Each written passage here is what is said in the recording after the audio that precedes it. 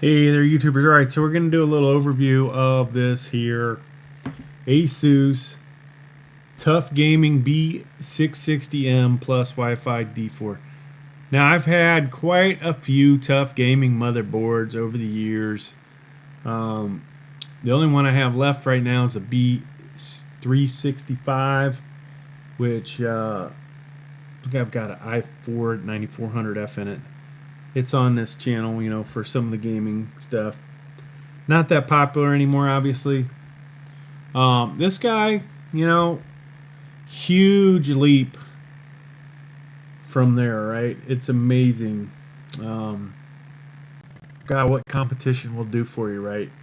AMD starts laying down the hammer to Intel, and boom, Intel comes alive. Now, to be honest with you, I've always believed that Intel and AMD are holding back a little, right?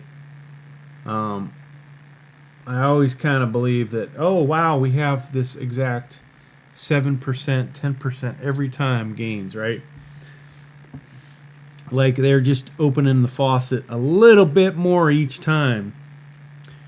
So, what does that tell me, though?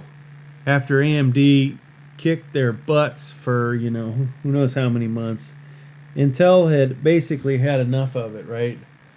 So what did they do? They came out with something just a total ass kicker. The whole line is embarrassing AMD, or will embarrass.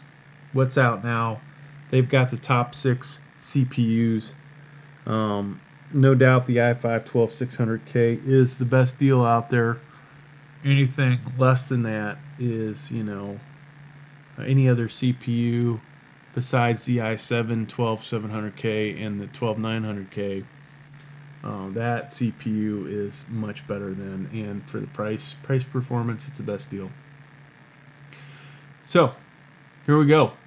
Now, could you run a 12600K on this? Yes, you could, but this is not really meant for those CPUs. You really want a Z690. You can see some of the stuff. This one does have PCIe 5.0 support, so great for the future, right? 4000 level NVIDIA graphics cards, whatever AMD puts out next. Will it matter? I'm not really sure it matters that much, folks. I don't know. We'll see. This has built-in Wi-Fi, LGA 1700, 12th gen, right? Now, will this support 13th gen? That is a good question. You know, if Intel does some dick move like they did with some of the 400 series motherboards, it may not. We'll see. Talking about all the cooling, blah, blah, blah. Let's look at some pictures here, folks. Let's talk about what we can see on this motherboard, if it will come up. Okay, so this is a micro ATX motherboard, right? It's not going to fit in an ITX case, right? But it will fit in a mid-tower, full-size tower, those kind of places. So you see up here 1x8 and a 1x4. Now, like we said, we're not going to overclock, but you could find this useful for, what's it going to be useful for, folks? Power limits, right? Setting them to unlimited.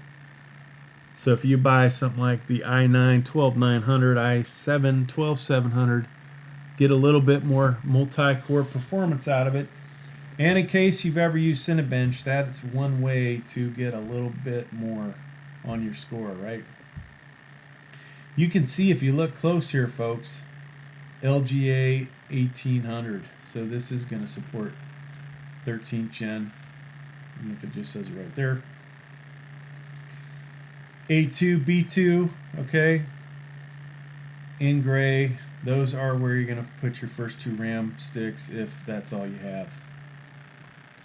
Alright, CPU fan, CPU optional. I don't know if this is an AIO one. We didn't read that. 4 DDRs. This actually says AIO pump, so here you go. RGB crap if you need it. 24 pin connector. This is coming from your power supply, folks. This is the motherboard power supply.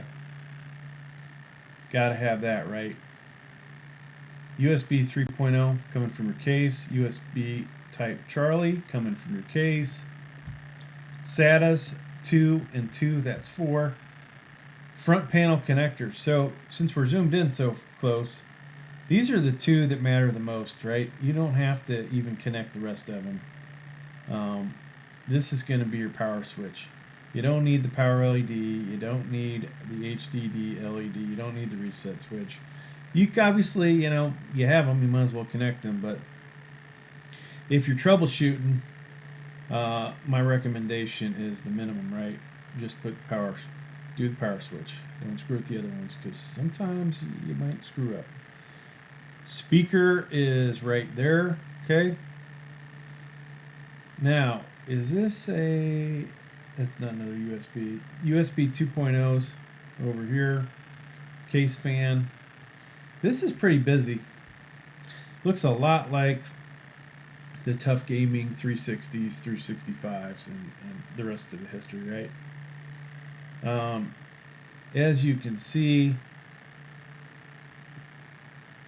some of the motherboards actually will state, PCIe 5.0, 4.0 above them. See, you can run 2 graphics cards off this, which is sweet. You've got one little dinky one here. Probably the CMOS battery right there. Heat shield for one of the M.2s. So there's one M.2. Is there a second one, folks? Wow, this is weak if it's only got... Oh, there's a second one right there. There's your second one, okay? This does come with built-in Wi-Fi, so you don't see an extra card out there for that. HD audio over here. We already talked about the case fans, USB 2.0s. Is there anything else to talk about on here, folks? Let's look at the side. So amazing. One good thing about computers is there's not really that much changing from year to year to year to year, right? I mean, yeah, things are a little better here and there, but the truth is, SATA, got it. USBs, got it. Socket, for the CPU. I mean, they haven't set it up where it's got 10 CPUs on it, right? They're always going 2 or 4 sticks of RAM, right? We're not seeing 6, 8, 10 on these. Let's go ahead and zoom in. So, pretty nice. This has the built-in I/O shield. I like that. DisplayPort, HDMI, USB 2.0. Some faster USBs here. 2.5 LAN Type-C, USB 3.0, Wi-Fi 6, good. Microphone, headphone, the line in, and then that is, what does that say? C, subwoofer, rear, and then fiber optic. So you could send this off to your stereo and rock and roll. Let's see if they show you. Now it does come with an antenna, good. I have one of these. I don't like this antenna, to be honest with you. It's garbage. I like the magnetic ones that stick to the case if you put your computer in a case. Well, let's open this thing up. What the hell's going on here? So, this doesn't show you all the crap that comes with it. Figure there's a manual, DVD, and some... Where's this one? Just does not want to flip. There it is. Standoffs, 2 M.2s, M.2 rubbers, stickers. Don't use those. DVD, manual, boom. Okay. Thanks for checking out the video. That's going to wrap it up for this time, folks. Thank you.